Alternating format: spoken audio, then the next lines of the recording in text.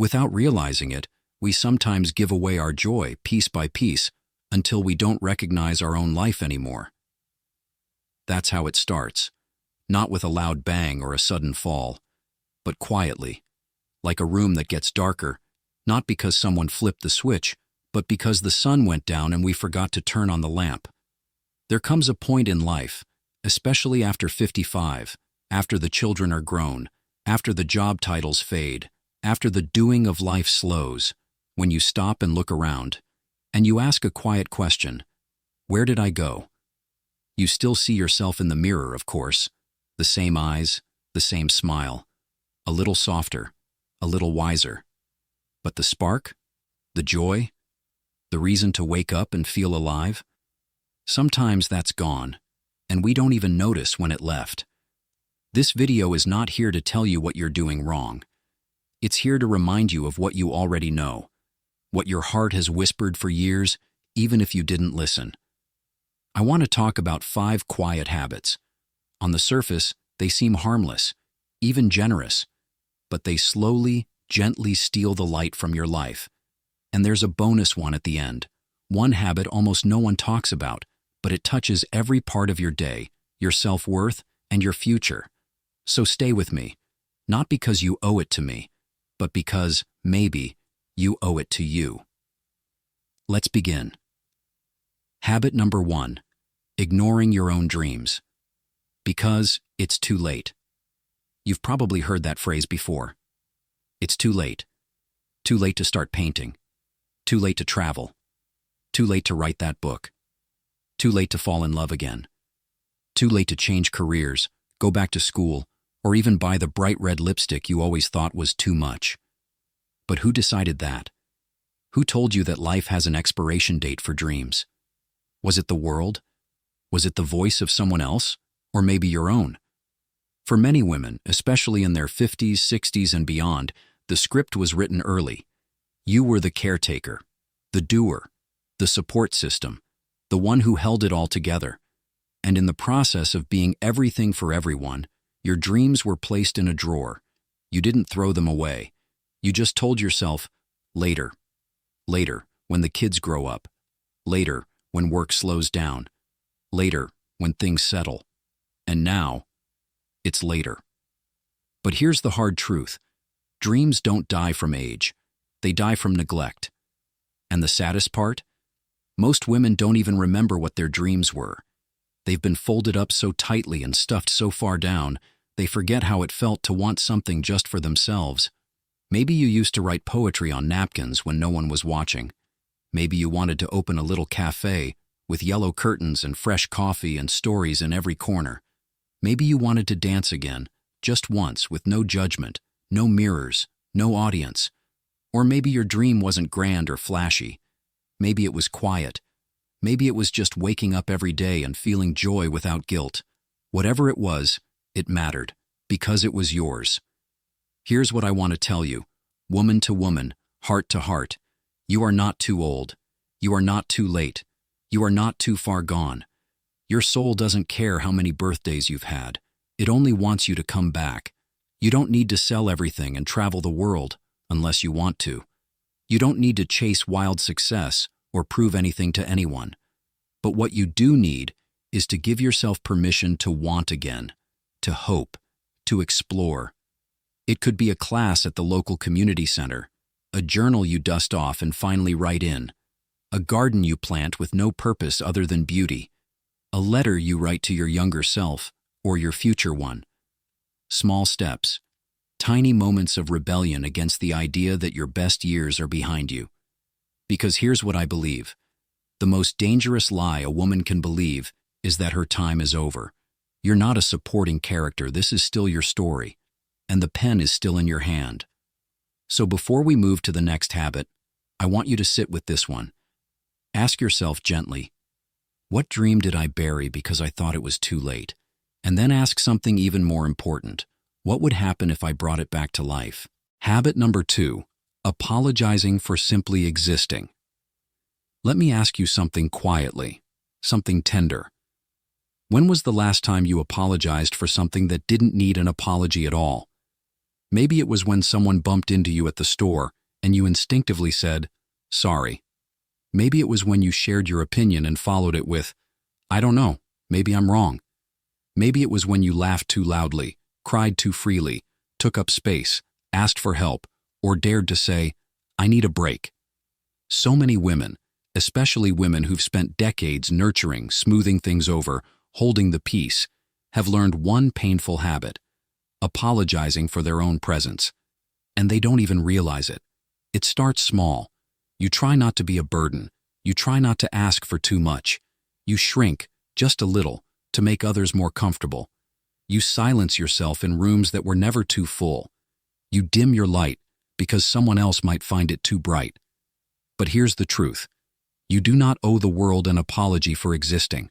Not for your needs, not for your voice, not for your softness, not for your strength. You have earned the right, not through suffering, not through sacrifice, but through sheer being, to stand in the middle of your own life without guilt. Let me tell you a story. A woman I once knew, in her late 60s, would never sit down to eat first when guests came over. Even after preparing everything, after cleaning the house, after exhausting herself with quiet excellence, she'd wait. Let everyone else eat. Then, quietly, she'd grab whatever was left. One day, her daughter asked her why. She smiled and said, "Oh, it's nothing. It's just the way I've always done it." But beneath that smile was a truth many of us carry. We believe our needs are always second, and over time, second becomes third, third becomes last, and eventually, you start believing you don't deserve to sit at your own table. But you do. You deserve to eat first, to speak without cushioning every word, to walk into a room without folding yourself smaller, to say, "I matter too," and mean it. This isn't about becoming selfish. It's about unlearning the belief that your worth depends on how little space you take. So today, just for today, try this. Don't apologize for things that aren't wrong. Don't apologize for being tired, for needing rest. Don't apologize for saying what you feel. Don't apologize for existing in your full, wild, beautiful truth. You've spent a lifetime taking care of others. Now it's time to stop saying sorry and start saying yes to yourself. The world may not applaud when you take up space, but your soul will exhale in relief, because finally, you're coming home to yourself. Habit Talker 3. Waiting for the perfect time. That never comes. You know, life has this quiet way of passing us by, not in loud footsteps, but in the soft ticking of delayed dreams. There's a sentence I've heard too many women say, sometimes with a sigh, sometimes with a shaky smile. "I'll do it when the time is right." Maybe you've said it too. "I'll travel when things settle down." "I'll finally start painting again once I retire." "I'll take that class once I lose a little weight." "I'll speak up when it feels safer." And so, we wait. We wait for the perfect moment, the perfect body, the perfect season of life, where everything feels smooth and easy. But that moment, it rarely comes. And while we wait, something sacred slips through the cracks. Our aliveness, our curiosity, our permission to begin even if it's messy, even if it's imperfect, even if it's a little late. Let me share something with you. A woman in my community, 72 years old, told me she always wanted to write poetry. Not for anyone else, just for herself. But every year she put it off. "Not yet," she'd say. "I'm too busy." Or, "I'm too old to start now." Or the saddest of all, "What's the point?" Then one day, she read a poem written by someone younger, someone who had the courage to say what she was feeling, and she cried. Not because it was beautifully written, but because she could have written that too, if only she'd given herself the chance. So she started. One line a day. Nothing fancy. And in doing so, she didn't just find poetry. She found a part of herself she thought was long gone. Here's the hard truth. Waiting for the perfect time is how joy starves. Life doesn't pause until we feel ready. It moves, with or without our permission. And the time you think you're waiting for? It might be now. even if your hands shake, even if you don't know where to begin, even if you feel late to your own life. Start anyway. Paint the picture. Write the letter. Call the old friend. Take the walk. Book the trip. Wear the dress. Speak the truth. Don't let the years steal what your soul was meant to taste. Because perfection is not the point. Living is. And as long as your heart is still beating, the right time is whispering to you, I'm already here. Habit number 4. Shrinking yourself to keep the peace. There's a kind of silence that doesn't come from peace. It comes from years of swallowing your voice, of biting your tongue in rooms that never felt safe enough to hold your truth, of being agreeable, gentle, accommodating, because that's what was expected. That's what made you good. But here's what no one told us back then. Being good doesn't mean disappearing. Many women spend decades becoming masters at harmony. We smooth the rough edges in conversations. We say, it's fine, when it's not. We say yes when our soul is quietly screaming no. Why? Because keeping the peace felt easier than dealing with the consequences of standing up. You didn't want to seem difficult, or emotional, or selfish, or too much. So you became smaller, softer, quieter, and eventually, invisible, even to yourself. Let me ask you something gently, with love. Have you ever left a room and realized you never fully showed up in it? That your opinions, your fire, your honest emotions stayed locked behind your lips? That's not peace. That's performance. And performing all the time? It's exhausting. You might not even realize how tired you are. Until one day, it hits you like a wave. A woman I spoke with recently, 68 years old, told me that for years she avoided speaking up in her marriage. She avoided conflict like the plague. I just wanted everyone to be happy, she said. But when she finally began to use her voice, to ask for what she needed, to say how she truly felt, she realized something shocking. No one was angry. They were just surprised. They had no idea who she really was, because she had hidden her real self for so long. And once that door opened, she felt more alive, more real than she had in years. Sisters, keeping the peace at the cost of your soul is not peace. It's a kind of slow erosion, a quiet erasing of your identity. And here's the truth, no matter how old we are, you are allowed to take up space. You are allowed to say no. You are allowed to change your mind. You are allowed to be heard, not just in whispers, but in full voice. Because your truth matters, even if it shakes a few tables, even if it makes some people uncomfortable, even if you were never taught how to speak it before. Your voice is not too late. Your presence is not too loud. You don't need to shrink to be loved. Take up the space you were born to fill. Habit number 5, postponing joy for someday that never comes. There's a quiet drawer in every woman's heart labeled someday. Inside, there are letters never sent, trips never taken, passions never pursued, and a version of you, radiant and free, still waiting for her turn. We were raised to believe in someday, when the kids are grown, when the house is paid off, when the timing is right, when they don't need us so much. And so we wait. We keep postponing the garden we always dreamed of planting. We put off learning how to paint, or dance, or write. We delay the joy that our heart quietly asks for, over and over again. But let me ask you something from soul to soul. When will someday come? What if that mythical someday is just a soft excuse we've learned to live behind? Because permission to live fully didn't feel allowed before. A woman I once met in her early 70s had dreamed of playing the piano her entire life.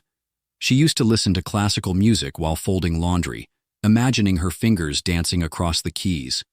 But she told herself it was too expensive, too late, too selfish.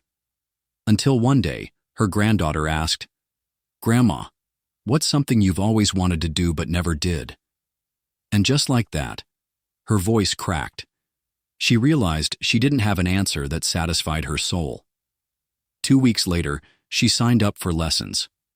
Her fingers were slow at first, clumsy, but her smile, oh, her smile could light up a room. She said, "Every note I play feels like I'm taking my life back. Sisters, listen closely. Joy isn't a reward for when everything else is done. It's a right, a necessity, a form of sacred nourishment. You don't have to earn it. You don't have to wait until everyone else is okay. You don't have to apologize for wanting more.